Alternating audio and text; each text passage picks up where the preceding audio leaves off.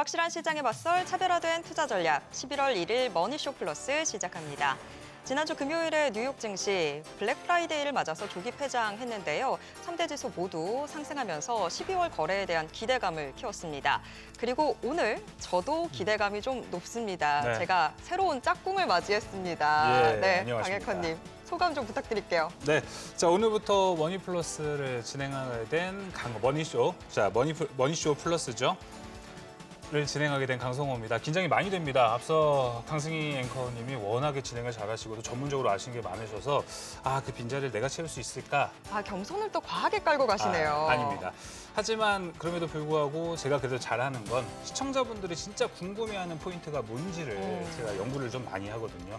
거기에 대한 궁금증 많이 풀어드리고 또 프로그램도 더 재밌게, 주식을 재밌게 볼 수 있게끔 앞으로 프로그램 진행해 보도록 하겠습니다. 지금 저희한테 거는 회사의 기대가 크거든요. 젊음의 에너지를 보여줘라. 진짜 열심히 해야 될 것 같습니다. 열심히 저희가 최선을 다해보도록 하겠습니다. 좋습니다. 네, 지금 보시고 계신 머니쇼는 SBS BG앱과 유튜브에서 실시간 시청이 가능합니다. 더 많은 국내 주식 정보 받아보실 분들은 카카오톡 채널 머니랩 추가해 주시기 바랍니다. 그럼 12월 첫 거래일 오늘의 국내 증시 마감 상황 한태리 캐스터와 짚어보겠습니다. 12월에 산타는 올까? 온다면 어디에 먼저 도착할까?에 대한 이야기로 새롭게 출발한 12월의 첫째 날 장이 마감됐습니다. 증권가에서는 올해의 산타는 코스닥에 먼저 도착할 거란 전망들이 나오는데요. 벌써부터 그 조짐이 보이는 듯한 하루였습니다. 먼저 오늘 코스피는 3,960선에서 상승 출발했는데요. 장중 내내 혼조세를 보이다가 0.18% 내린 3,919선에 마감했습니다. 미국의 금리 결정과 경제지표 발표 지연이 맞물리면서 박스권 흐름이 장기화되는 모습인데요. 반면 금융당국의 코스닥 시장 활성화 정책이 기대되는 가운데 코스닥은 1.06% 오른 922선에 마감했습니다. 이어서 코스피 수급 상황 보겠습니다. 오늘은 기관의 매도세에 코스피가 힘을 내지 못했습니다. 기관이 오늘 2,305억 원가량의 팔저세 보였고요. 외국인과 기관이 모두 매수 우위를 보였습니다. 이어서 코스닥 매매 동향도 살펴보겠습니다. 코스피에서 물량을 덜어낸 기관은 코스닥으로 자금을 옮겼습니다. 오늘 3,600억 원이 넘는 매수 우위 기록했고요. 외국인과 개인이 모두 매도 우위를 보였습니다. 이어서 코스피 시총 상위 종목 살펴보겠습니다. 반도체 투톱, 오늘은 다소 엇갈리는 흐름 보였습니다. 구글의 AI 반도체 TPU가 늘어나면서 HBM 시장이 삼성전자와 SK하이닉스의 양강체제로 굳어질 걸로 예상되고 있는데요. 삼성전자는 오늘 등락을 거듭하다가 0.3% 오른 10만 800원에 마감했고요. SK하이닉스가 1.5% 오르면서 53만 8천 원에 마감했습니다. 그리고 6위부터 10위도 살펴보겠습니다. 정치권에서 배당소득 분리과세에 합의하면서 대표 고배당 업종인 은행주의 실질 수익률이 상승할 거란 전망이 나왔습니다. 이에 따라 오늘 KB금융 1.2% 오른 12만 6,300원에 마감했고요. 이외의 종목은 오늘 모두 하락 마감했습니다. 코스닥 시총 상위 종목도 보겠습니다. 오늘 에코프로 그룹주들이 좋은 흐름 보였습니다. 에코프로가 헝가리에 연 5만 4천 톤 규모의 첫 유럽 양극재 생산기지 준공식을 개최했다고 밝혔는데요. EU 공급망 규제 속에 현지 고객 확보에 유리한 교두보를 마련했다는 기대감에 오늘 투심이 더해졌습니다. 에코프로 BM이 오늘 6% 오르면서 15만 8,900원, 에코프로가 오늘 10% 넘게 오르면서 9만 3천 원에 마감했습니다. 이어서 6위부터 10위도 보겠습니다. 오늘 펩트론을 제외한 대부분의 종목이 모두 상승했는데요. 이 펩트론의 경우에는 지난해 10월 미국 대형 제약사인 일라이릴리와 체결한 플랫폼 기술평가 종료 시점이 연장될 수도 있다는 소식에 하락 마감했습니다. 그리고 HLB와 삼천당 제약 같은 경우에는 오늘 모두 3%대 강세 흐름 이어갔습니다. 이어서 오늘장 특징 섹터 살펴보겠습니다. 정부의 코스닥 시장 활성화 방안 발표에 대한 기대감 속에 제약 바이오를 넘어 로봇주에도 관심을 가져야 한다는 분석이 나오는데요. 특히 삼성과 LG, 현대를 비롯한 주요 그룹들이 로봇 투자 본격화 움직임을 보이면서 관련주에 대한 투심이 더해지는 모습입니다. 먼저 오늘 CP 시스템이 15% 넘게 오르면서 4,870원에 마감했고요. 우린 PTS가 18% 넘게 오르면서 9,700 4,570원, 한라캐스트가 오늘 11%대 강세 보였고 한국 PIM과 SP시스템스가 각각 12%, 7%대 오름세 보이면서 관련주들이 강세 흐름 보였습니다. 그리고 오늘 보안주도 강세였습니다. 쿠팡의 고객 계정에서 3,370만여 개의 개인정보가 노출된 걸로 전해지면서 이 보안에 대한 중요성이 부각된 건데요. 먼저 오늘 소프트캠프는 상한가 기록하면서 1,682원에 마감했고요. 사이버원이 13% 넘게 오르면서 4,570원, 지니언스가 15%대 강세 보였고 한싹과 ICTK가 각각 3%, 5%대의 오름세 보였습니다. 오늘 달러 원 환율은 70전 내린 1,469원 90전에 마감했습니다. 정부가 국민연금과 한국은행의 외환 스와프 계약을 연장해 개입에 나선 상황에서 앞으로의 추이는 어떻게 될지 계속해서 지켜봐야겠습니다. 이렇게 오늘장 흐름부터 특징 업종까지 살펴봤는데요. 이어서 오늘 밤 개장하는 뉴욕 증시 대비는 안자은 캐스터와 함께 해보시죠. 지금까지 오늘장 브리핑이었습니다. 금요일 뉴욕 증시는 블랙 프라이데이 소비 호조와 금리 인하 기대감에 힘입어 상승 마감했습니다. 주말 동안 CME 데이터 센터 냉각 시스템 장애로 선물 옵션 거래가 약 10시간 동안 중단됐는데요. 다행히 정상화되었고 증시에는 큰 영향을 미치지 않았습니다. 또 조기 폐장으로 거래량은 지난 30일 평균보다 25% 이상 급감하면서 한산한 모습 보였습니다만 소매업체와 우량주 중심으로 강세 나타났습니다.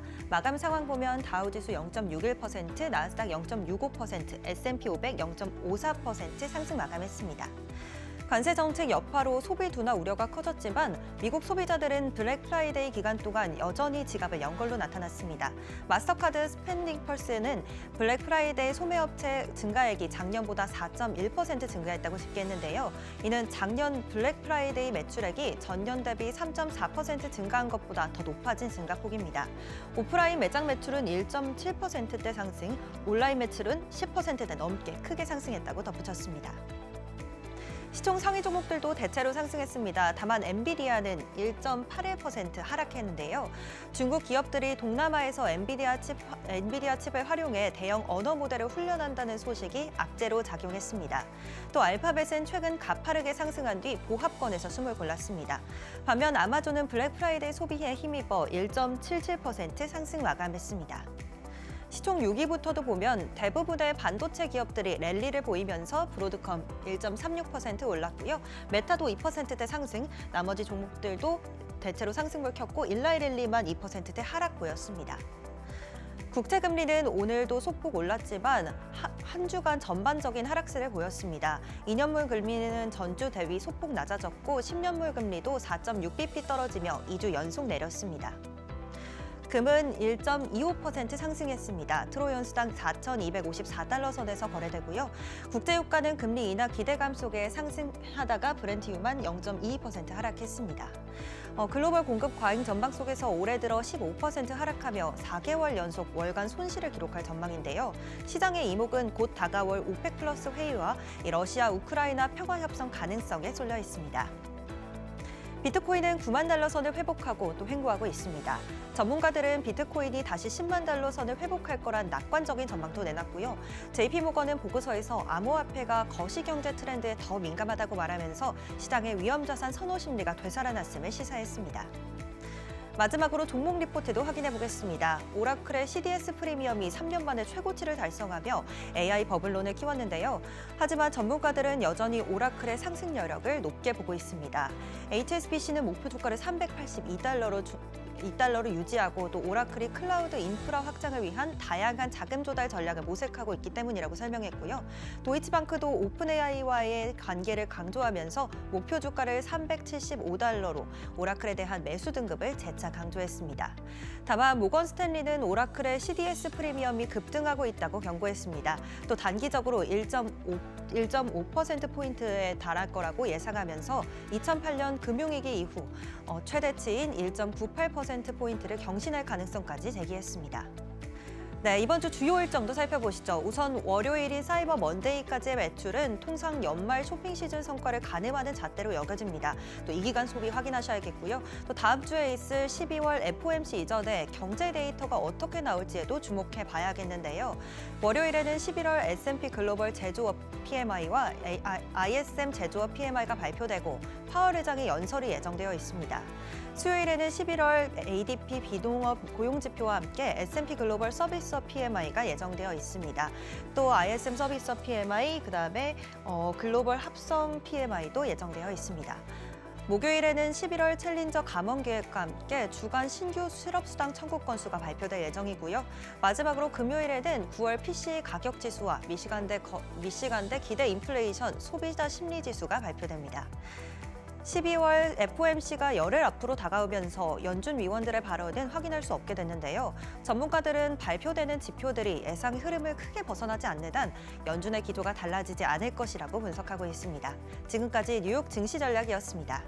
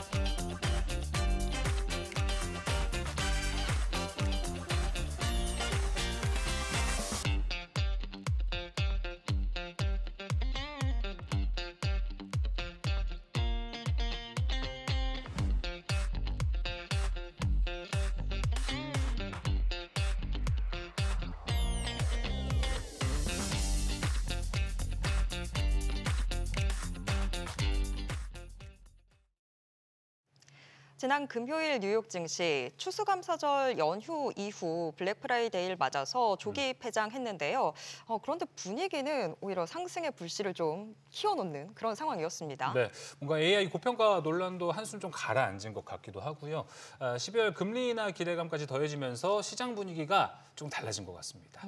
특히 이제 메타, 아마존, 마이크로소프트 같은 M7 종목들의 반등 흐름이 좀 감지가 됐습니다. 과연 이번 흐름이 진짜 산타랠리, 산타가 어디로 갈지, 산타랠리 어디로 갈지 이야기 한번 나눠보도록 하겠습니다. 강정수 블루닷 AI 연구센터장님, 황수욱 메리츠증권 연구원님 자리했습니다. 어서 오세요. 안녕하세요. 안녕하세요. 네, 반갑습니다. 안녕하세요. 네, 자 그럼 바로 시작을 해보겠습니다. 자, 센터장님, 챗GPT가 출시된 지 3년이 넘었다고 합니다. 딱 3년이죠. 야, 근데 이제 그 이후부터 엔비디아 주가가 979%나 네. 올랐다고 합니다. 자, 그래서 궁금한 건 지금 AI가 얼만큼 왔다고 좀 보시나요? 뭐 아직은 태동기냐, 아니면 뭐 아주 성장기에 들어갔냐, 이 부분이 좀 궁금합니다. 이제 뭐 저는 1막 한참 진행 중이라고 저는 생각이 진행 중이고요. 그리고 이제 나무로 치면 이제 막 뿌리를 내리기 시작했다고 생각이 듭니다. 뿌리를 내리기 시작했기 때문에 바람이 불면 흔들릴 수도 있고 부러지는 나무도 있을 그렇죠. 거고요. 잔가지들은 흔들릴 거고요. 그래서 저는 앞으로도 계속 사실은 마이클 베리 때문에 그 버블론이 되게 광범위하게 확산됐었고 이것이 주가에 영향을 미쳤는데 재미있게 잠깐 써보시더니 어머 좋네. 그래가지고 또 분위기가 반등되는 건 이거 솔직히 좋은 거 아니거든요. 막 흔들리고. 그렇죠. 이런 것들은 지금 아직까지 뿌리와 관련된 것들이 아니라 부는 바람에 의해서 조금 전체적인 여론이 왔다 갔다 하고 있는 빈약한 토대가 있다라고 저는 생각이 듭니다. 그래서 앞으로도 이 뿌리가 강화될 때까지는 이런 바람 불 때마다 또 안 좋아졌다가 또 챗GPT도 곧 업그레이드 할 겁니다. 그러면 또 이거 AI는 진짜구나. 그렇죠. 그러면서 다시 좋아질 거고 이러면서 구체적으로는 오픈 AI가 상장을 한다든지 재무제표가 좋아진다든지 이런 부분들이 나타나기 전까지는 이런 부분들은 계속해서 이러한 주고받는 모양새를 좀 그리지 않을까 이렇게 생각하고 있습니다. 네, 알겠습니다. 그러면 사실 지금 여기까지는 좀 흔들리는 시간이었고 기대감을 키우는 시간이었다고 하면 조금씩 증명하는 시간이 좀 나와줘야 되지 않을까요? 앞으로는 황연구원님. 그 증명과 의심은 계속 반복이 될 것 같아요. 여전히 기업들은 숫자로 사실은 증명을 하고 있고요. 뭐 예를 들어 11월 달 시장만 놓고 봐도 미국 증시 흔들리는 모습들 보이기도 했지만 S&P 500 그 기업들의 실적 발표는 여전히 준수했거든요. 특히 이제 빅테크 기업들이 이번 실적 시즌을 또 견고한 숫자들을 보여주면서 증명했는데 네. 사실은 그러한 방금 말씀해 주셨던 잠깐 불었던 바람에 대한 걱정들 때문에 좀 시장의 어떤 그 흔들리는 것처럼 보였지만은 그 결국에는 다시 또 시장의 관심이 중심을 잡고 있었던 숫자들로 관심이 쏠린다라고 하면 다시 또 시장은 또 가격을 다지면서 계속 우상향 추세로 회복할 확률이 훨씬 더 높다라고 생각을 합니다. 추가적으로 좀 궁금한 거는 지금 우상향을 가고 있는 큰 그림에서 높아진 PER들을 좀 소화하는 과정으로도 보시는 건가요? 그 PER이 높다라는 전제를 어떤 기준으로 보느냐가 전 되게 중요한 것 같아요. 말씀해 주셨던 말씀의 전제는 뭐냐면 S&P 500 기업들의 12개월 포워드 PER이 5년 평균보다 1표준 편차 상단에 놓여 있어서 그러니까 5년의 거의 최고치 수준에 있어서 이게 높다라고 평가를 하는데 네. 사실은 그 말의 전제는 밸류에이션은 그러면 역사적으로 봤을 때 평균 회귀한다라는 얘기를 전제로 하는 얘기라고 생각을 하거든요. 그래서 그런 맥락에서 그 슐러 P라고 하는 데이터가 있습니다. 1880년대부터 한 150년간의 미국 시장의 PR 데이터를 집계해 놓은 데이터가 있는데 그 숫자를 놓고 보면 2010년대 이후에 미국 시장의 PR 밸류에이션은 설명이 되지 않습니다. 이미 그 밴드를 2010년대부터 깨고 올라가고 있어요. 네. 사실은 90년대부터 우상향 추세에 놓여 있다고 생각을 하고 그래서 저는 제가 시장을 바라보는 관점은 밸류에이션이 높다라는 얘기들은 결국엔 나오지만 그게 결국에는 그 자본 효율성과 이런 부분과 맥락으로 봤을 때 그러니까 단위 자본당 벌어들이는 돈 더 많은 기업이라고 하면 더 고밸류에이션이 정당하다 이런 논리로 계속 시장의 고밸류에이션이라고 우려되는 이런 부분들을 이제 눈높이를 높여 나갈 거다라고 생각을 합니다. 네, 알겠습니다. 자, 고밸류들 이제 뭐 가는 종목들 가는 장세에 좀 흐름이 나타나고 있기 때문에 이 PER도 AI를 볼 때는 좀 될 수 있는 기준이 많이 좀 안 되지 않나 요새 좀 이런 생각도 많이 들더라고요. 자, 그럼 계속해서 아까 이제 센터장님이 제미나이 이야기를 해주셨어요. 제미나이 써보셨어요? 그럼요. 쓰고 있습니다. 어떠세요? 총평이 좀. 좋아요. 좋은데요. 저는 챗GPT를 버리고 제미나이로 가는 사람 많지 않을 거라고 봅니다. 얼리 어댑터들이라든지 이쪽에 긱들이라든지 이런 분들을 막 페이스북이나 인스타그램에 쓰면서 나 이제 갈아탄대 그러죠. 그분들만 갈아타는 거예요. 왜냐하면 뭐 저희 어머니가 갈아탈 이유가 없거든요. 왜냐하면 그건 챗GPT가 쓰는 것이 불만족스럽고 도저히 못 쓰겠다가 나오는 게 아니라 지금 챗GPT 쓰는 것도 만족스러운 거예요. 맞아요. 네, 만족스럽기 때문에 이미 브랜드 가치가 만들어졌고 이미 만족도가 형성되고 있기 때문에 이거에 있어서 제미나이로 우르르 간다가 아니라 제미나이도 이제 구실을 하는구나. 3년 동안 사실은 네. 1등을 했었어야 되는 거예요. 근데 3년 동안 한 번도 1등 못 하다가 한 번 1등 잘한 거고 저는 이거 6개월 내에 또 손이 바뀔 거고 또 6개월 일하면 또 바뀔 거고. 네. 그래서 요새 궁금한 게 챗GPT가 원래 중심을 잡고 있다가 이제 그록이 한번 앞서 나갔죠. 네. 그다음에 이번 제미나이가 탁 튀어나와서 지금 제일 선구자 역할을 하고 있습니다. 다시 한번 또 이제 챗GPT가 6개월 뒤에 다시 한번 선구자 역할을 하는 거 아닐까요? 네, 저는 그렇게 보고요. 네. 사실은 또 코딩 부분에서는 지금 클로드를 제미나이가 앞서고 있지 못해요. 바로 또 소넷 4.5를 발표를 했고요. 그리고 제미나이 3.0 프로 나올 때도 특정 코딩 부분에서는 분명하게 클로드가 계속 잘하고 있었거든요. 그렇다고 해서 클로드도 매출이 좋습니다. 특히 B2B 시장에서 매출이 매우 좋거든요. 그렇다고 해서 대중세를 만들어내지 못해요. 즉 성능이 좋다고 해서 이런 벤츠 S클래스가 모든 사람 성능 제일 좋죠. 그렇다고 해서 모든 사람들이 다 타는 차는 아니라는 거죠. 그렇기 때문에 사람들의 가처분 소득이나 조건과 취향에 따라서 이제는 선택적으로 대중시대, 그다음에 얼마나 브랜드 파워가 있느냐 이런 것들도 많이 작동을 할 거기 때문에 저는 이제는 과학자들이나 연구자들이 얘기하는 기술의 최상위 수준 이것으로 시장이 만들어지진 않습니다. 예를 들면 1907년에 모델 T가 포드가 만들어서 세상을 자동차 시장을 재편하죠. 근데 지금 모닝에 비해서는 100분의 1도 안 되는 수준이거든요. 예. 그걸로도 시장은 재편할 수 있습니다. 그렇기 때문에 각 시장의 수준에 맞는 기술로서 재편하는 것이지 꼭 1등해야 그래도 꼭 달리기 잘해야 1등해야 뭐 세상을 재편하는 건 지금 월드컵이 아니거든요. 예. 시장입니다. 네. 근데 저 두 분께 다 여쭤보고 싶은데 저희가 살짝 중국 AI는 조금 어느 순간 잊고 있었던 것 딥시크. 같아요. 딥시크 쇼크가 있었는데 근데 또 최근에 보니까 중국 AI 문샷 AI에서 나온 키미가 지금 뭐 얘기하셨던 클로드보다도 더 높은 점수들을 받고 그랬다고 하더라고요. 근데 또 연말 연시가 되면 다시 딥시크가 나왔던 게 하필이면 저희가 설날을 연휴에 쉬고 있을 때였다 맞아요, 보니까 작년에. 네. 연말 연시에 혹시 중국에서 뭔가 쇼크가 나올 가능성은 없을지 일단 네, 두 분께 여쭤보고 싶은데 일단 연구원님께 먼저 여쭤볼까요?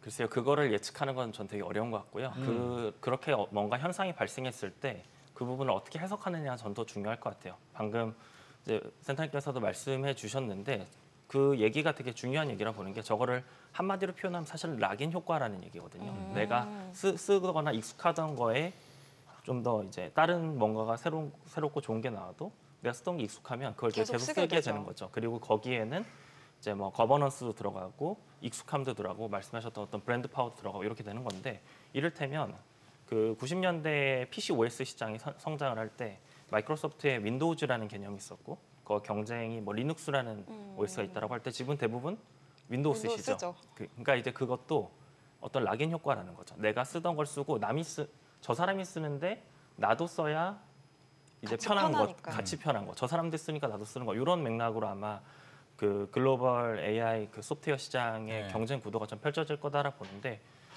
그런 맥락에서 지금 이제 이미 미국을 중심으로 하는 서구권은 어느 정도 락인 효과가 미국의 모델들에 좀 있다라는 생각이 들고요. 이제 중화권도 마찬가지로 그 중국 모델을 중심으로 그 락인 효과가 있고 결국엔 그 제3지역에서 어떤 모델이 거기서 먼저 치고 나가느냐, 거기서 먼저 시장을 형성하느냐, 이 싸움이 이제 좀 뭐랄까 결국엔 구조적으로 봐야 될 핵심 포인트 아닐까라고 생각을 합니다. 우선 중국은 이제 별도로 이제 미국 말씀하셨던 것처럼 미국하고 다르게 지금 시장이 형성되고 있고요. 많은 분들이 챗GPT를 전 세계에서 가장 많이 쓸 거라고 생각하는데 사실은 딥시크를 더 많이 쓰고 있고요. 웹 접속에 있어서 이미 딥시크 잘 하고 있고 세상을 놀라게 했던 것은 키미투어 같은 이러한 성능 좋은 것이 아니거든요. 알리바바 예를 들면 최근에 2주 전에 서비스 발표한 일주일 만에 그냥 지금 판쓰리를 하고 있잖아요. 이렇게 실제로 대중들이 이것을 다운로드 받아서 쓰느냐 안 쓰느냐가 중요한 것이지 성능 자체가 중요한 것이 아닌데 알리바바가 지금 대단히 추격을 잘 하고 있는 거죠. 특히 알리바바 같은 경우는 또 2주 전에 CEO가 나와서 B2B 이커머스에서 이제 AI로 구매 담당자가 보통 한 달 걸려가지고 저 회사의 제품이 좋은지 저 회사의 신용 정도는 어딘지 우리가 납품을 받을 수 있는지 이런 것들을 대부분 구매부서에서 일일이 다 전화했었는데 2시간 만에 AI가 해결해주는 이런 서비스를 들고 나왔거든요. 근데 이것이 또 얼마나 먹힐지 모르겠는데 만약에 먹힌다면 전통적으로도 알리바바가 B2B 커머스에서 되게 강했습니다. 이런 부분에서 고객들에게 새로운 어떠한 확장들을 만들어내는 거고요. 또 알리바바랑 같은 한 몸이라고 할 수 있는 엔트그룹이라고 하는 핀테크죠. 근데 여기에서 지금 휴머노이드 사업을 본격적으로 들어가기 시작했거든요. 뭐 이런 식으로 지금 중국 같은 경우에는 곳곳으로 지금 미국하고 모든 데다 전선을 긋고 있는 거고 자신들만의 영역을 구축하고 있는 거고 그리고 또 우리가 또 많이 안 보는 것은 유럽 시장이죠. 유럽은 프랑스 기업도 있지만 프랑스의 미스트랄도 있지만 중국에 있는 오픈 소스를 대단히 특히 알리바바의 콘을 많이 다운로드 받아서 쓰고 있습니다. 그러면서 대단히 유럽 쪽으로 지금 중국이 영향을 미치고 있다는 부분도 저희가 봐야 되는 거고요. 특히 내년도 되면은 자율주행과 관련 로보택시와 관련돼서는 바이주의 아폴로 고가 내년에 베를린하고 뮌헨에서 서비스를 시작을 합니다. 네. 그리고 싱가포르하고 두바이에서도 시작을 하고요. 그래서 본격적으로 2026년은 중국과 미국에서 싸웠던 두 각각의 AI 서비스 진영들이 영토를 확장하면서 자신들의 영향을 글로벌로 나아가려고 하는 이러한 부분들에서의 충돌들도 분명히 발생할 수 있는 시기가 2026년이 아닐까로 저는 보고 있습니다. 네, 알겠습니다. 양강 체제에서 이제 뭔가 유럽까지 좀 퍼져가는 그런 모습이 좀 나타날 것으로 보입니다. 자, 그러면은 이제 피지컬 AI도 우리가 좀 궁금은 한데 사실 이 시점에서 우리가 시장에서 궁금한 거는 소장님 지난주에 이제 TPU 이야기를 많이 들어보셨을 겁니다. 구글에서 이 TPU를 내는 바람에 이게 진짜 신기했던 게 지금까지 앞서 이야기했던 딥시크 막 출시해도 젠슨 왕은 끄떡없어 보였거든요. 근데 젠슨 왕이 좀 긁힌 모습이 좀 나타났습니다. 우리가 더 앞서 있다라는 이야기를 엄청 강조하더라고요. 그래서 이런 모습을 봤을 때 TPU가 엔비디아의 아성을 뛰어넘을 수 있을까? 이런 건 어떻게 좀 생각하실지 궁금합니다. 저는 그렇게 보지 않고요. 하이브리드로 갈 거라고 봅니다. 하이브리드로 본다. 근데 그것이 상처를 주는 거죠. 왜냐하면 반드시 엔비디아가 만드는 GPU를 쓸 이유가 없다라는 거죠. 구글의 TPU랑 결합해서 구글도 여러분 엔비디아의 대단히 중요한 고객입니다. 그러니까 TPU가 있더라도 GPU하고 결합해서 쓰는 것이지 텐서만, 즉 TPU는 여러분 특수한 목적으로만 사용되는 데이터만 처리할 수 있기 때문에 즉 행렬로 되어 있지 않는, 텐서가 행렬이라는 뜻인데요. 그것이 아닌 데이터 같은 경우에는 취약한 부분이 분명히 있거든요. 그래서 엔비디아의 칩이 GPU가 반드시 필요한 거고요. 다만 앞으로 시장은 폭발적으로 AI 칩 시장은 커질 거고 엔비디아도 매출을 증가시키겠지만 시장 점유율이 약화되겠죠.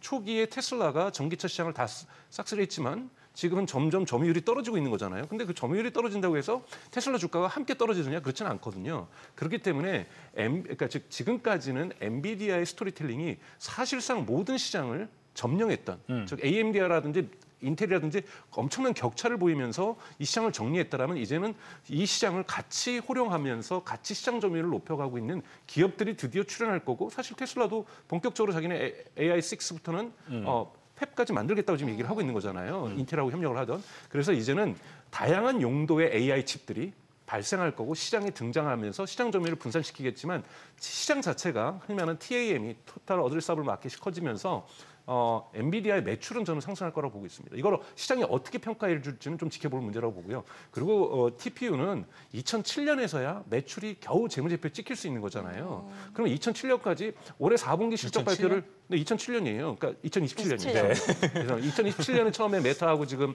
엔서로픽하고 쓰기로 했기 때문에 예를 들면 내년 올해 4분기를 끝내고 내년 1분기 실적, 그러니까 내년 1월, 2월 달에 엔비디아가 실적 발표할 때는 TPU는 아무런 시장의 영향을 수치적으로 볼 때는, 수학적으로 볼 때는 1도 영향을 미치지 않을 거거든요. 그래서 이 스토리텔링이 지금 만들어지는 과정 속에서 TPU에 대한 관심이 쏠리고 있는 것이지 이것이 시장의 파괴력을 가려면 최소한 2년은 기다려야 된다는 거죠. 그러면 결국에는 결론적으로 뭔가 투자적인 관점에서 보면 뭐 어떤 한 기업을 따라갈 수 있는 게 아니라 계속해서 바스켓식 투자를 해야 될 것 같다라는 생각이 드는데 연구님 어떻게 해야 될까요? 저는 그렇게 생각을 합니다. 저희도 지금 빅테크들을 누가 좋다 지금 당장은 알파벳이 엔비디아를 뛰어넘고 이제 혼자 독주할 것처럼 보이고 실제로 11월부터 알파벳 혼자 주가가 한 15% 정도 오르고 맞아요. 엔비디아 한 12% 13% 빠지고 나머지 빅테크들 한 4% 빠졌었는데 그런 차별화가 장기화되기보다는 결국에는 빠진 애들이 키 맞추기 할 가능성에 대해서 좀 더 열어놓고 봐야 되는 게 아닌가라는 생각인데요. 그렇게 보는 이유가 저도 좀 같은 논제에 대해서 좀 제 생각을 몇 가지 덧붙여보자면 네. 이런 거죠. 그러니까 TPU가 말씀해주신 대로 일부 영역에서는 이제 훨씬 더 효율적으로 연산을 해주는데 그렇죠. 저희가 이제 보고 있는 GPU만이 할 수 있는 역량도 분명히 있다고 저는 생각을 하거든요. 이를테면 지금 제가 계속 이제 미국 주식이나 미국 종목들을 보는데 가장 중점적으로 생각하는 부분은 독점력이고 사실상 이번에 TPU가 사상 처음으로 메타한테 물리적으로 매출을 만들어낸다라는 거, TPU 자체만으로 매출을 만들어낸다라는 이거는 되게 중요한 터닝 포인트이기는 한데 이제 그렇다라고 해서 GPU에 대한 의존도가 전혀 그러니까 낮아진다라고 보기는 어려운 게 제가 지난 3월달에 엔비디아 GTC라 그래서 GTC 그 개발자 컨퍼런스를 갔다 온 적이 있는데 갔다 오셨어요? 네. 거기서 이제 만났던 스타트업들이나 이 사람들이 비즈니스를 영위하는 방식들을 보면 가서 인터뷰를 해보면 당신들은 왜 엔비디아 GPU를 쓰세요라고 하면 편하니까. 이것도 아까 그런 맥락이거든요. 편하고 그게 편한 이유는 시장에서 많이 얘기를 하는 쿠다라고 하는 엔비디아의 소프트웨어 OS 그리고 이게 피지컬 AI로 넘어가면 이제 GPU가 디지털 트윈이라고 해서 가상공간도 구현을 해줘야 되고 그리고 거기에서 돌아가는 옴니버스와 같은 그런 OS들을 기반으로 GPU 비즈니스들을 계속 하고 있거든요. 새로운 비즈니스를 계속 준비를 하고 있거든요. 그래서 그러한 락인 효과를 무시할 수 없다라는 생각이 좀 있어서 지금의 어떤 차별화가 추세적으로 이어진다라고 단정하기보다는 좀 더 열어놓고 바스켓 관점에서 미국 주식들을 봐야 된다고 생각을 합니다. 그러면은 작년에 지금도 사실 브로드컴 주가가 잘 가고는 있는데 브로드컴이 작년 이맘때 아마 12월 중순 때부터 이제 갑자기 에이직 반도체다 하면서 쫙 치고 올라갔던 기억이 좀 있는데 브로드컴만큼 쭉 구글도 좀 괜찮게 달려갈 거라고 보시나요? 일단은 지금 말씀을 나눴던 저희가 말씀드린 내용들 중에 TPU가 새로 이제 GPU 시장에 들어가고 그래서 다른 고객사들의 가격 경쟁력을 만드는 데 있어서 중요한 역할을 하고 구글 자체도 엔비디아한테 70% 넘는 GP 마진을 줄 필요 없이 자체적으로 TPU로 뭔가 이것저것 이제 비즈니스를 할 수 있다 이런 맥락 얘기들을 가격에 반영하는 시간들이 앞으로 좀 더 필요할 것 같긴 합니다. 그 말인즉슨 이제 정리를 드려보면 브로드컴처럼 비슷한 맥락에서 이제 좀 주가가 좀 더 리레이팅 되면서 이제 우상향할 수 있는 그러한 경로에 이미 들어섰다라고 생각을 합니다. 근데 TPU가 이야기가 나오면서 지난주에 계속 주목을 많이 받았던 게 국내에서 이수페타시스였는데 그렇죠. 혹시 이수페타시스 외에 우리가 구글 밸류체인에서 좀 놓치고 있는 기업은 없는지도 궁금하더라고요. 센터장님 저는 어떨까요? 그게 다 일시적인 거라는 거예요. 예를 들자면 그 이수 페타시스에서 만들고 있는 PCB라는 거라든지 그러한 그 인쇄 회로판이죠. 예. 지금 당장에 어차피 TPU를 만들더라도 결국은 TSMC가 만드는 건데요. 여기에서 지금 그 생산 공정의 여분이 지금 있는 것도 아니고 당장 TPU 더 생산할 것이 아니란 말이에요. 그런데 이거는 그냥 관련주로 오르는 바람 타고 오르는 건데요. 자꾸 한국은 밸류체인을 자꾸 보시려고 하는데 지금은 AI의 주 나무들이 지금 뿌리를 내리고 있는 거잖아요. 이 주 나무를 보셔야죠. 왜 똑같은 돈이 있는데 구글을 그러니까 알파벳을 사야지. 지금 격가지로 갈 왜 때가 격가지로 아닌데. 빠져요? 이게에서는 바람만 불면 꺾일 바람들인데요. 그렇죠. 이것이 확정된 기술이냐? 앞으로 2, 3년간 이 기술 없으면 안 되는 시장이냐? 그러면 이 기술이 성장하겠죠. 그런데 지금은 중심 나무들이 12그루, 20그루, 30그루가 뿌리를 내리고 있어요. 네. 그럼 여기에 투자하는 것이 저는 맞다라고 저는 생각합니다. 제가 주식 전문가는 아닙니다만 왜냐하면 구글 또한 저는 작년에 제가 실수했던 건 뭐냐면 2025년은 알파벳이 되게 어려운 시기를 겪을 거라고 생각했어요. 왜냐하면 챗GPT가 검색 시장에 들어오면서 검색 시장에 매출이 들면 여러분 알파벳의 매출 전체 55%는요. TPU가 아니라 검색 시장에서의 검색 광고예요. 예.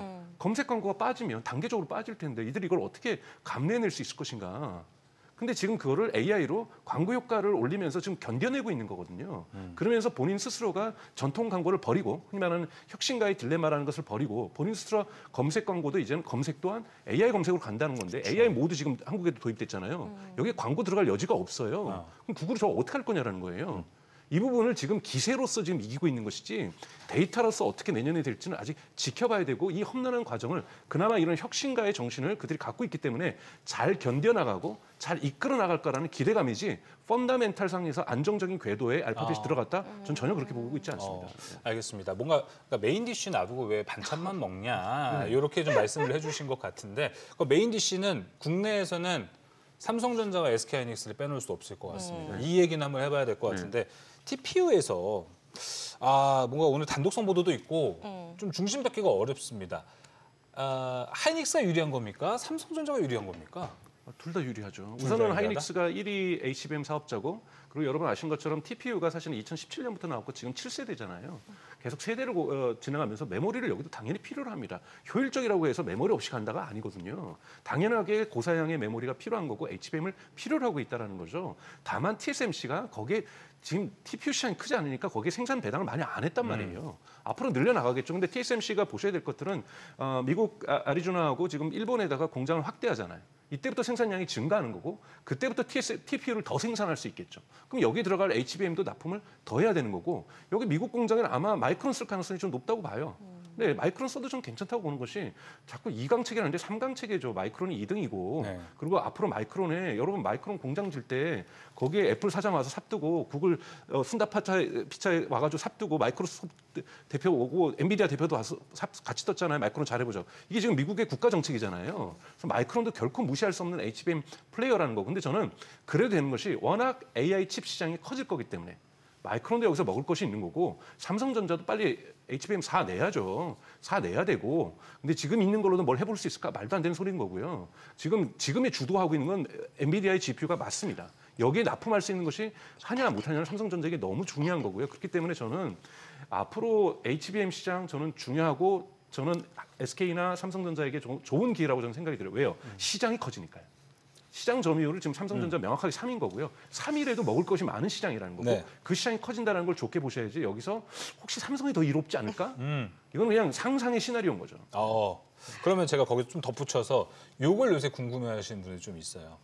이 TPU가 나온 배경이라고 한다면은 이게 일단은 뭐 GPU가 비싼 것도 있고 빨리 AI 칩을 구해야 되는 것도 중요하고 요게 또 이제 가성비가 좋습니다. 네, TPU가. 25%죠. 예, 또 전성비가 좋은 걸로 유명한데 사실 전성비가 중요한 AI 칩으로 넘어가는 시점에서 지금도 HBM3E에서 4로 넘어가는 시기입니다. 이제 4로 갈수록 더 비싸지는 거죠. 네. SK하이닉스는 HBM4를 이제 모두 계약을 했어요. 네. 근데 전성비가 중요한데 굳이 이 HBM4가 필요하냐라는 이야기가 좀 나오고 있습니다. 당연히 더 필요하죠. 왜냐하면 제가 오픈 AI 입장이라 보죠. 지금 구글한테 눌렸어요. 자, 이거 뚫고 지나가야 되는데 제가 TPU 쓸까요? 아니요, 돈이 중요한 게 아니에요. 빠른 속도로 빨리 추격하는 게 중요하고 거기에 맞는 스토리텔링을 만들어내는 건데 오픈 AI는 무조건 엔비디아 GPU 쓸 겁니다. 이럴 때요. 그러니까 지금 추격하는 기업들은 훨씬 더 좋은 걸 가지고서 좀 낭비 있더라도 미국은 효율성, 딥시크는 중국은 어쩔 수 없는 빈곤함 속에서 절박함 속에서 적게 효율성을 TPU가 중국 시장에서 만들어졌다면 난리가 났겠죠. 효율성을 따지는 건데 지금 중국도 보세요. 안 되니까 하웨이 칩 300몇 개를 연결하잖아요. 전력 소모 어마어마하게 나는 거거든요. 근데 전력 국가가 대줄 테니까 마음껏 쓰라는 거잖아요. 쫓아가보기 위해서. 지금은 여러분 경제적 효율성이 TPU 좋아요. 앞으로 성장하는 구글이라든지 메타라든지 이왕 많이 쓰는 기업들은 효율성 있게 가야죠. 가뜩이나 지금 전력도 부족한데 부족하니까요. 근데 가능하면 섞는 거고 믹스하는 것이지 하이브리드 하는 것이지 야 이제 TPU 나왔으니까 우리 다 집어치고 TPU 이런 일 절대로 일어나지 않고요. 그리고 계속 달려야 되는 입장에서는 사치하더라도 대치동가에 왜 시켜요? 다 굳이 대충 안 가도 되거든요. 근데 가면 돈 좀 쓰더라도 이게 지금 이기는 길이라고 생각하니까 단기간에 속성가해시키고 있는 거잖아요.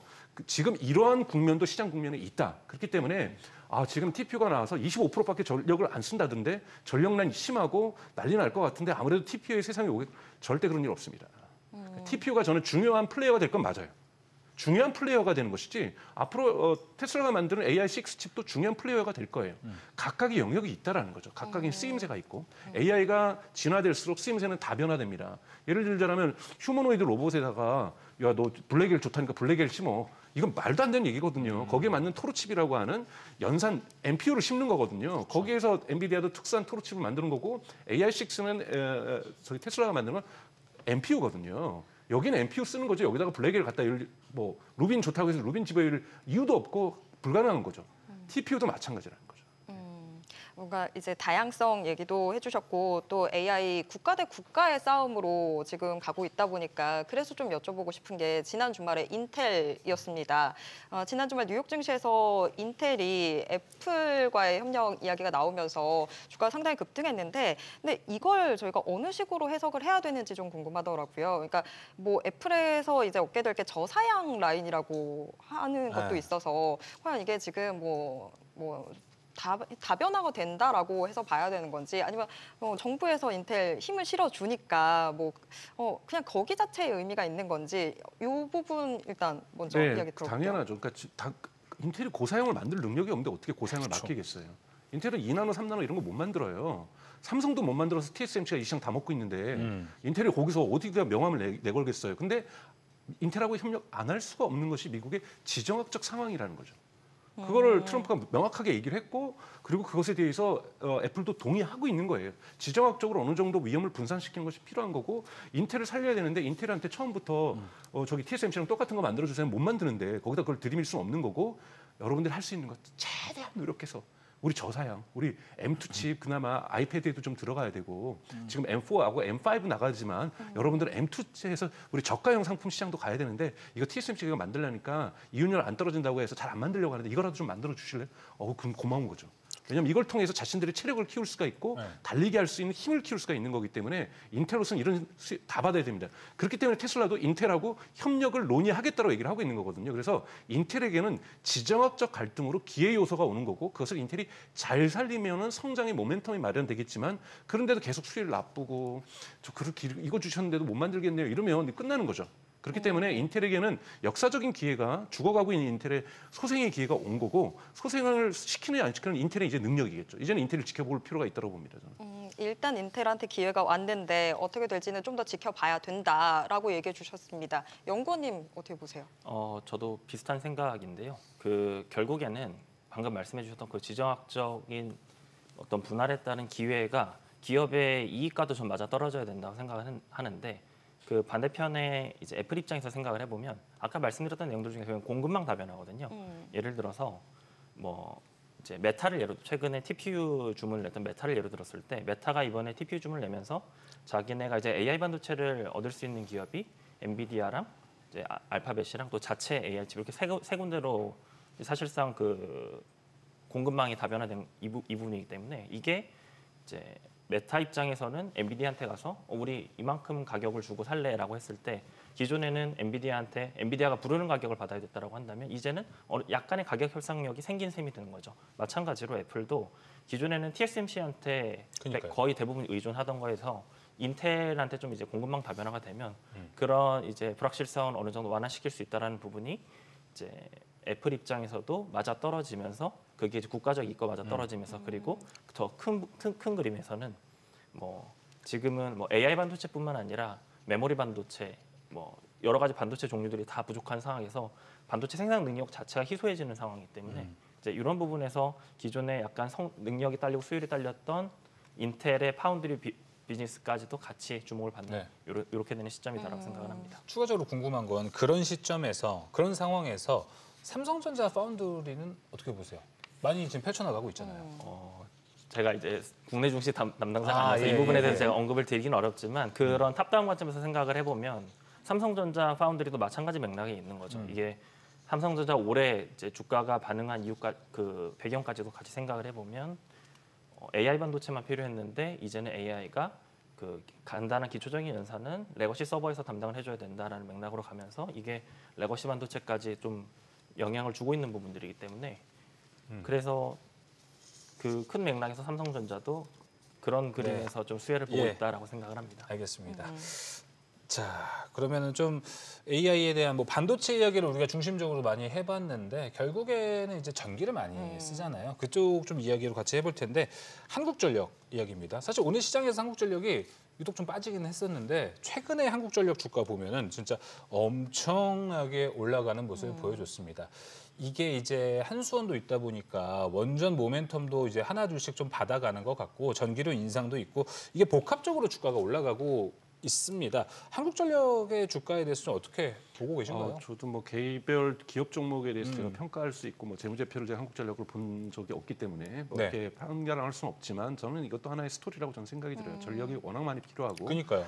예를 들면 오픈AI마저도 20기가와트의 데이터 센터를 짓겠다고 하는데 1기가가 원자력 발전소 하나잖아요.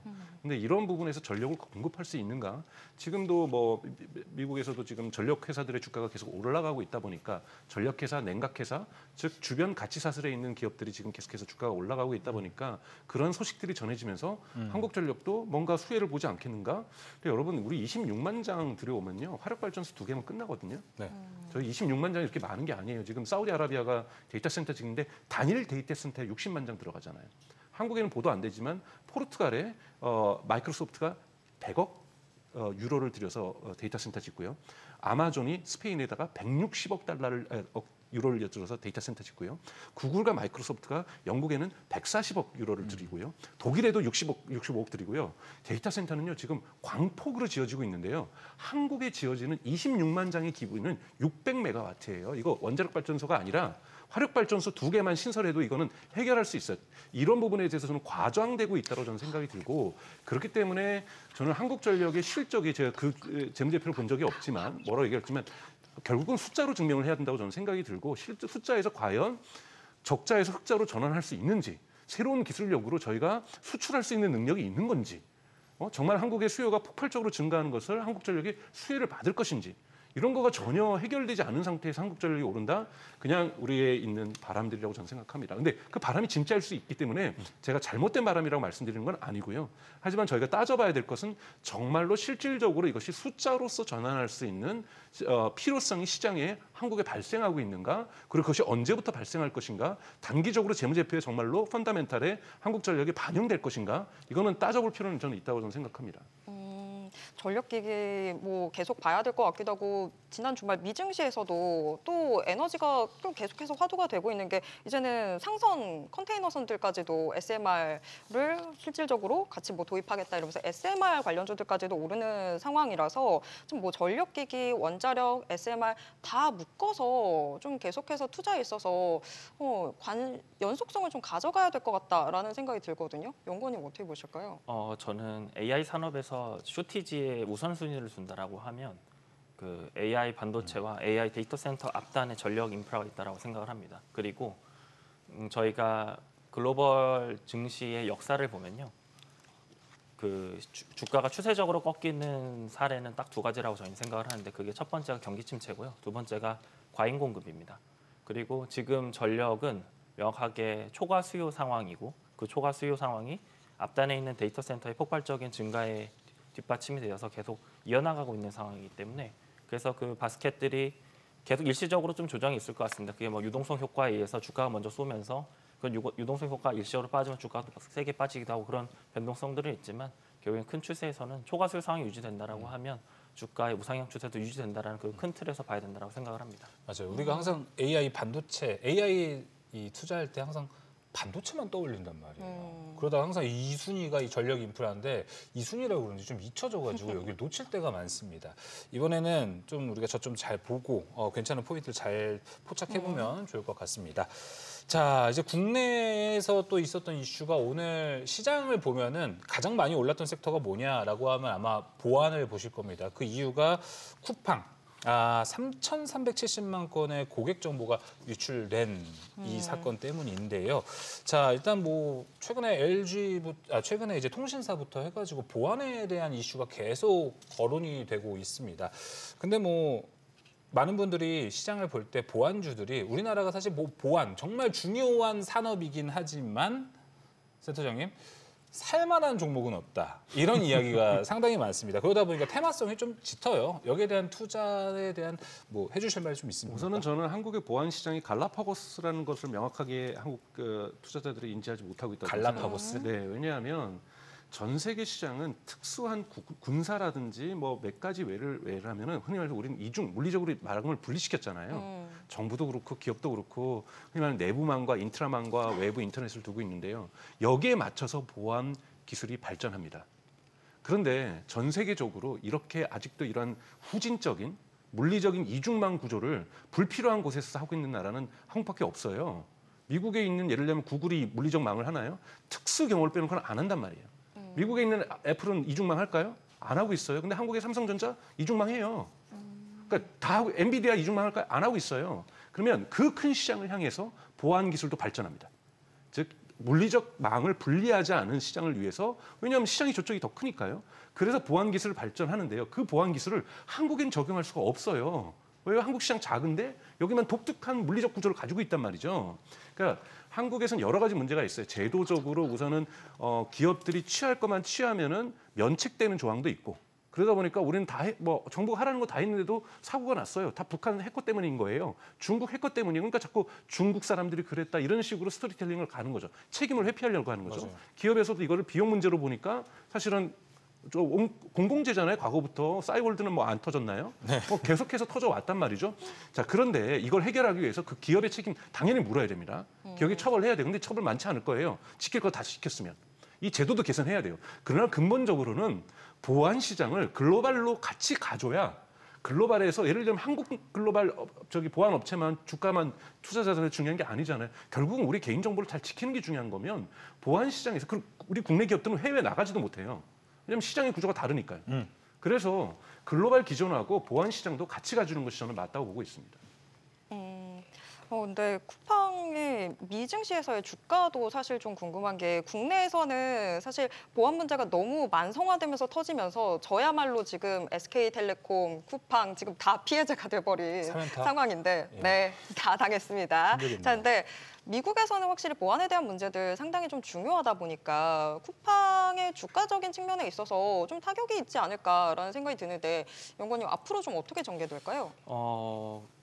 그 보안 이슈를 가지고 쿠팡의 펀더멘털을 평가하기는 제가 봤을 때는 그거는 좀 별개의 문제라고 생각을 하고요. 뭐 단기적으로 주가 변동성이 있을 수 있겠지만 그게 그래서 사람들이 이탈을 한다라거나 그래서 실제로 매출이나 뭐 수익성이 타격이 된다라는 그렇게 되는 것은 뭐 두고 봐야 될 일이라고 생각을 합니다. 그래서 뭐 이거를 가지고 쿠팡이 앞으로 어떻게 될 거다라고 이제 단편적으로 보기에는 지금의 어떤 상황을 가지고는 판단이 좀 쉽지 않다 이렇게 생각을 합니다. 네, 알겠습니다. 쿠팡 이야기까지 나눠보면서 오늘 이야기는 여기서 마무리해보도록 하겠습니다. 두 분 말씀 고맙습니다.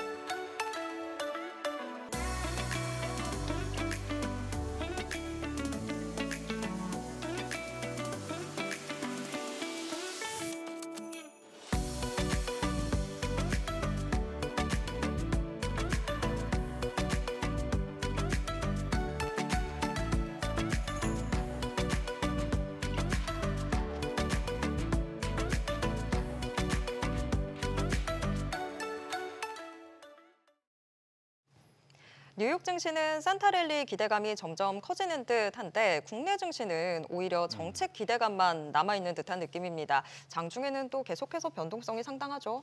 예, 맞습니다. 요즘 여러 시황 기사들 보면은 외국인이나 기관 수급에 따라 지수가 움직이고 있는데 사실 이 시장의 흐름을 바꾼 여러 요인이 있을 것 같습니다. 여기에 대해서 이야기 나눠보도록 하겠습니다. GFM 투자연구소 이진우 소장님 모시고 자세히 이야기 나눠보도록 하겠습니다. 소장님 안녕하십니까? 네, 안녕하세요. 네, 자 오늘부터 진행을 맡게 됐습니다. 앞으로 잘 부탁드리도록 하겠습니다. 네, 또 뉴페이스가 등장하셨네요. 짝꿍을 새로 얻었습니다. 예. 자, 그럼 이제 시장 이야기로 한번 들어가 볼 네. 텐데요. 지난 주말, 제가 금요일부터 이제 쭉 시작된 게 이 코스닥 활성화 정책 네, 예. 이야기가 나왔습니다. 예.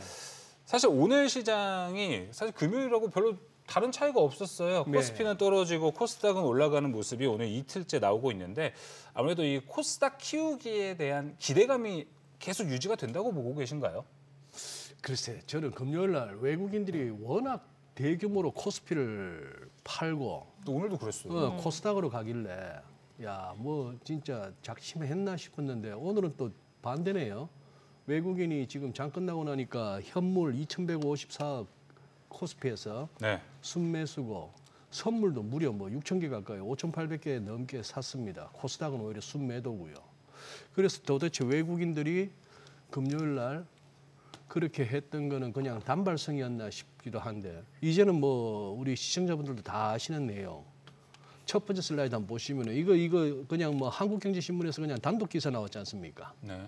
예, 코스닥 붕업 시동해서 이제 네 달에 해봐 이제 12월 이번 달에 코스닥 활성화 대책을 발표한다 이 내용이었는데 요즘 뭐 단독 기사가 워낙 많으니까 종목이 아닌 또 이걸로 해서 뭐 내용들은 다 아시겠습니다만 기사 내용이 이러네요. 주가 조작 등 불건전 거래가 판치는 코스닥 시장을 천스닥으로 성장시키기 위해서 지금 뭐 900 얼마인데 이거 천스닥 그냥 며칠만 우리 10월 11월처럼 가면은 천스닥 그냥 가는데 꼭 이런 거 없어도 너무 낮게 잡았네요. 만스닥이면 몰라도. 자, 뭐 그렇게 해서 등등 나왔는데 바로 다음 날 또 금융위에서는 이렇게 또 이 기사를 갖다가 보도 자료까지 내면서 확정된 바 없다. 내용이나 시기 확정된 바 없다. 그렇게 했습니다.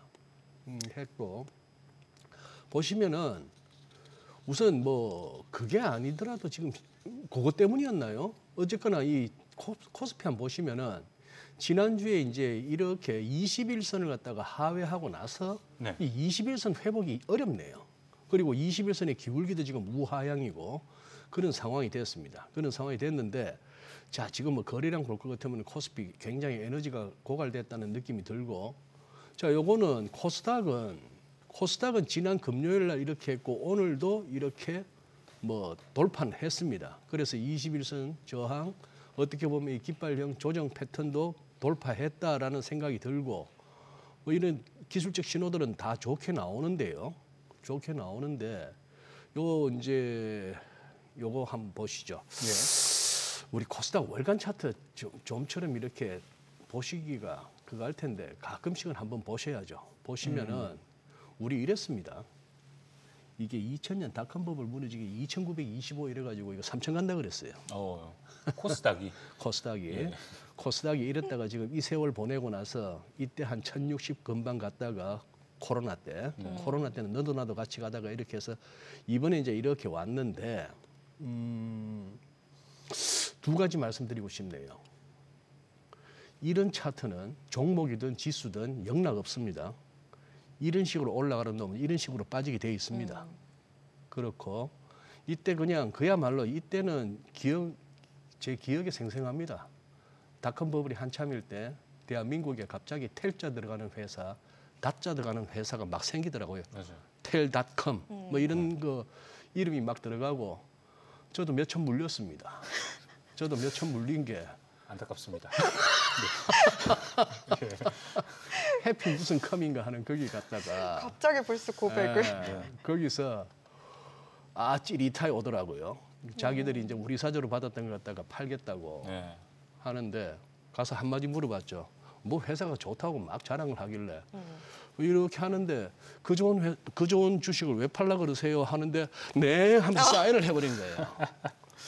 그러나 정확하게 2주도 안 갔습니다. 회사 없어졌는데 참 물리신 게 아니고 없어진 거네요. 없어진 거죠. 뭐 물렸으면 존버라도 하는데 이건 아예 사라진 거죠. 그러니 저도 첫 작품이 그거였으니 주식을 바라보는 저에게는 약간의 그게 있겠죠. 트라우마가. 편견과 트라우마가 있겠죠. 자, 그 말씀도 드리고 그래서 제목을 이렇게 잡았습니다. 고작 천스닥 가겠다고. 그 고작. 기사 해가지고 지금 이거 가자고 지금 무슨 뭐 대책 만들고 어쩌고 저쩌고 하느냐 하는 그 말이고. 일단 이 말씀도 한번 드리고 싶네요. 요즘 누가 뭐 신문 봅니까? 이렇게 어떻게 기사도 뭐 올라와야 잘 걸려야 이렇게 보게 되는데 우연히 봤습니다. 저도 지난주 이렇게 조선일보의 이병철 기자분이시네요. 기자수첩이라는 그 우리 알잖아요. 칼럼이죠. 네. 제목이 폐가망신 공원에도 여전히 코스닥 떠도는 망령들 하는 기사가 있습니다. 이 안에 이제 뭐 실명도 거론되고 해서 제가 뭐 언급은 못 하겠습니다만 한번 우리 시청자분들 이거 한번 검색해서 이 기자수첩 짧은 기사니까 한번 보시면은 저는 굉장히 인상 깊게 읽었습니다. 그리고 언론이라는 것이 소위 그리고 기자 정신이라는 것이 이런 거 아닌가 싶은 그런 모처럼 야 이거 뭐 한 번에 신문에도 볼 만한 게 있구나 싶은 그런 상황이었으니까요. 그렇게 됐습니다. 그렇게 됐고 요것도 한번 보시죠. 지난 금요일 날 외국인 보세요. 외국인이 코스피에서 2조 넘게 팔았죠. 그걸 갖다 개인들이 이렇게 받아내고 했는데 코스닥에서는 한 5천억 가까이 사고요. 선물도 많이 샀습니다. 코스닥으로. 자, 그런데 요거 오늘 뭐 자료 만들다가 이제 1시 25분 현재입니다만 이 상황이죠. 그렇게 해서 다시 외국인들이 코스피를 사고 코스닥을 파는 그런 상황이라서 외국인들이 이걸 가지고 무슨 코스닥을 적극 매수하겠다는 의지는 안 읽힙니다. 네. 예, 그래서 자 코스닥 그러는데 죄송하네요. 오늘 우리 또 강성호 앵커하고도 첫 만남인데 이렇게 제가 삐뚤어진 모습 보이면 안 되는데. 아니 아직 괜찮으십니다. 네. 이거 한번 보시죠. 코스닥 한번 보시죠. 자, 코스닥 시총 2위. 저 사진 때문에 그러신 겁니까? 아니요, 그거보다 예, 뭐 시총 1위는 알테오잔인데 예. 시총 2위 이제 에코프로 BM이죠. 예. 우리 많은 우리 투자자분들, 개인 투자분들이 고생하고 계신 종목이라서 저도 말씀드리기가 조심스럽습니다만, 자 이거 일간 차트를 이렇게 압축했습니다. 이렇게 해서 뭐 10,000원, 11,000원 하던 이 주가가 58만 4천원을 가네요. 23년 7월 26일. 자, 우리가 코로나 랠리는 2020년 3월부터 시작해서 2021년 한 6월, 7월 그때까지 해서 1년 반 바짝 갔습니다만 그러고 나서도 그거 했는데 이 2차 전지 열풍은 그러고도 한 2년 더 갔죠.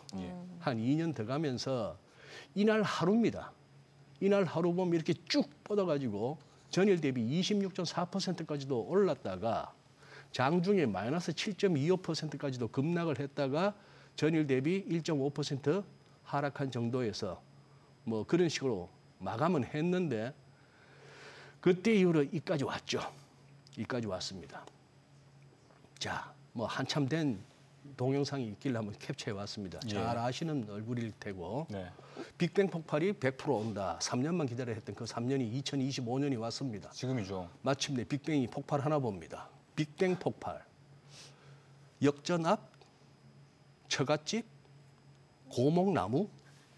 빅뱅이 그 자체가 폭발인데 빅뱅 폭발하니까 뭐 그런 생각이 들어서 하는데 자, 그다음에 죄송합니다. 우리 갖고 계신 분들에게 그리고 이 친구한테는 미안한 거 없습니다. 자, 그런데 혹시나 싶어서 퍼플렉스티한테 한번 물어봤습니다. 에코프로비엠의 PER이 얼마야? 이렇게 물어봤더니 2025년 12월 기준 PER은 FN 가이드에 따르면 약 359.20배. 그런데 그 앞에 설명이 좀 있습니다. 뭐 지금 실적 가지고 아니면은 12개월 예상 실적 가지고 각각 우리가 좀 PER이 몇 가지 있잖아요. 예, 맞아요. 그러면서 이게 어떨 때는 non-available 수치를 구하지 못할 때도 있습니다. 왔다 갔다 하니까 마이너스 날 때는 이걸 뭐 마이너스 표시하겠습니까? 뭐 하겠습니까? 코스닥에는 뭐 수두룩하죠. 네. PER, PBR이 non-available 안 구해지는 맞아요, 것들. 맞아요. 그래서 네이버에다가 한번 들어가 봤어요. 네이버에 들어가 보니까 시총 15조 6,200 거의 16조에 달하는 시총의 회사인데 네이버에는 PER이 4,993배로 나옵니다. 높네요. 이 뭐죠 이거? 그래서 그런 생각이 들더라고요. AI에 물어보니까 뭐 한 359배라 하는데 또 네이버에는 언제 어떻게 업데이트된 건지는 모르겠습니다만 거의 5,000배 가까운 PER이라고 나오니까 자 그러면 이 와중에 우리가 지금 주식을 거래하고 있습니다. 그래서 제가 드는 생각이 뭐 PER, PBR 따지고 우리가 무슨 뭐 재무제표 기업 실적 따지는데 다 허당이구나 싶은 거예요. 한쪽은 300몇 배, 한쪽은 4천 몇 배 이러는데 그러면 그거구나. 58만 원 갔던 주가가 지금 15만 원, 16만 원 할 것 같으면 싸 보이나? 싸 보이는데 이거 과연 지금 이 밸류에이션이 정당한가? 그러다 보면 또 그런 생각도 듭니다. 아이고 뭐 매출도 없고 영업이익도 없는 바이오 쪽은 또 어떤데? 라고 네. 할 것 같으면 못 갈 것도 없고 자 그런 식으로 생각이 들어서 좀 이렇게 무슨 횡설수설이 됐습니다만 글쎄요 이 생각이 듭니다. 만약에 이 코스닥을 갖다가 지금 이렇게 해서 지난 금요일 같은 시장 흐름이 이어진다면 돈이란 게 빤한데 바깥에서 뭐가 확 그러면 코스피는 코스피대로 매수 자금이 들어오고 코스닥 시장이 코스닥 시장대로 신규 자금이 들어와서 같이 올라가지고는 모르겠는데 요 주식 시장 요 빤한 데서 그래 벤치 사인이 그러면 바뀌었네. 코스닥 쪽이라는 데 해서 외국인 기관 할 것 없이 뭐 연기금 할 것 전부 코스닥으로 코스피 다 던지고 맞아요. 하면은 네. 자 그러면 이게 이 원망을 나중에 어떻게 들으려고요? 개인들이 코스피 5천 간다는 것 갖다가 긴가민가 하다가 이게 3천 넘고 4천 넘고 할 때부터 바짝 달라들었다가 그래서 코스피 우량 종목들을 샀더니 사고 나서 얼마 안 돼서 지금 다 무너지고 있고 이제 코스닥 한다 그러니까. 이제 코스닥 한다고 그러고 있고 그랬을 때 설령 코스닥을 1,000스닥이 아니라 2,000스닥을 갖다가 만든다 하더라도 그렇게 했을 때 과연 뭐 얼마나 정책 당국에서 어떤 그 기대했던 바에 맞아요. 정책 효과를 누리며 민심을 얻겠는가 하는 부분에서는 조금 의문이 생깁니다. 그 어떻게 보면은 방금 말씀 주신 것처럼 코스피로 갔던 자금들이 코스닥으로 그대로 이동을 해서 키 맞추기 느낌만 글쎄. 날 가능성이 네, 네. 상당히 높아요. 예. 근데 상당히 좀 요새 걱정이 되는 건 그래서 오늘도 그랬잖아요. 코스닥으로 지금 모든 수급이 쏠리니까 네. 코스피에 있던 사실 대형주들도 그렇고 내러티브도 좋았던 종목들도 네. 뭐 예를 들면 삼성전기죠. 네. 엄청 좋잖아요. 예. 근데 지금 이렇게 코스닥으로 밀어준다 하면은 이 흐름은 이제 연속성이 끝나는 건가? 그런 걱정도 생각이 되더라고요. 드는 거죠. 그게 뭐 조방원이고 뭐고 할 것 없이 그렇죠. 조방원도 예. 있죠. 예. 아까 나누시던 한국전력이고 뭐고 뭐 불닭 삼양이고 뭐고 지금 다 맞아요. 오늘 진짜 수급이 다 그냥 떨어졌죠. 다 이렇게 되는 거죠. 이렇게 되니까 점점 갈수록 이렇게 주식시장 주식 투자라는 것이 희화화되고 이거 완전 제수발인가 싶기도 하고 난이도가 어려워지는 거죠. 예. 그리고 또 하나 그간 거는 이 기관들의 어떤 코스닥 현물 선물할 것 없이 막 사고 있는데 너무 지금 이 한쪽만 보네요. 코스닥을 키워줄 것이라는 기대감 하나만 보고 국내외 주변 변수를 너무 안 살펴요. 어떤 것들을 그럼 살펴야 될까요? 일단 우리가 생각할 수 있는 거. 자, 우리 통상적으로 보통 보면 그동안 그래도 밤사이 미국 증시에서 이루어졌던 어느 정도의 야간 선물하고 비슷하게 마무리되는 경우가 많았죠. 오늘 코스피 같은 경우 한 0.6%, 0.7% 정도 올랐어야 됩니다. 야간 선물을 다 반영한다면. 근데 결국 개장초 그거 하고 나서는 결국 계속 마이너스권에서 돌다가 양전을 못하고 끝났죠. 네. 안 맞아요. 그리고 또 어떨 때는 그거 있지 않습니까? 주말에 급락을 했더라도 뉴욕 증시가 월요일 아침에 개장 전 프리마켓에서 지수선물 흐름이 플러스로 돌면은 금요일 급락을 갖다가 좀 이렇게 희석시킨다든지 반대의 경우 반대고 한데 지금 오늘 체크해 보시면 아시겠지만 12월 첫 거래일 자 QT도 종료돼요. 금리 인하 거의 굳어져요. 무슨 뭐 실적 나쁘지 않고 소비도 블랙 프라이데이 잘 이루어졌어요. 내러티브는 정말 좋아요. 그런 와중인데 시장이 참 어려운 거예요. 그런데 지수선물 흐름을 보면 지금 미국 증시 오늘 첫 거래에 빠질 것 같이 시작한단 말입니다. 근데 이런 거 다 무시돼요. 다 무시되는데 자 이거 한번 봅시다. 첫째 우리가 제일 먼저 살피는 게 늘 그래도 우리만 동떨어져서 갈 수 없으니 미국을 봐야 되는데 S&P 500 보세요. S&P 500 보시면은 자 이렇게 나왔는데 자 이 부분 한번 보십시다. 이 부분 보시면은 4월 달에 그 난리통에 관세 부과한 이후로 아래꼬리 확 달고 하나, 둘, 셋, 넷, 다섯, 여섯, 일곱, 7개월째 음봉이긴 합니다만 그래도 전월비 0.13%인가 그래도 상승 마감이에요. 자, 상승 마감인데 이 부분 조금 한번 확대해 봅니다. 확대해 보면 이래요. 자, 이런데 4월 달에도 아래꼬리 엄청났죠. 요거는 망치입니다. 해머. 자, 그다음에 여기 와서 이 상당히 강력한 추세 이후에 나오는 아래꼬리 달린 거는 교과서에서 행잉맨, 교수형이라 그래요. 네. 이 목따라 하는 그 교수형. 예전에는 그냥 드립다 외우기만 했는데 오래 보다 보니까 왜 이런 아래쪽에서 한참 빠지다가 아래꼬리가 확 달린 거는 강력한 매수세가 돌았다는 의미 아닙니까? 네.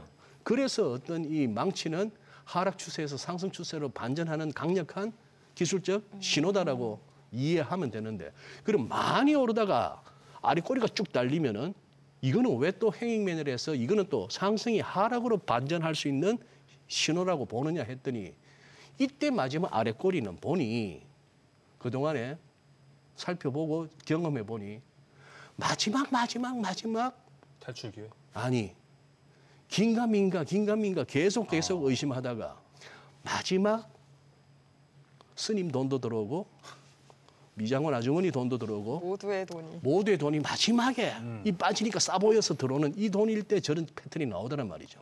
자, 그런데 제가 궁금한 거는 거기다 7개월 연속 상승입니다. 아래쪽에 11, 23, 58, 13에서 피부나치 수열도 만들었습니다만 그래서 8개월째, 8일째, 8주째는 뭔가 조심해야 돼요.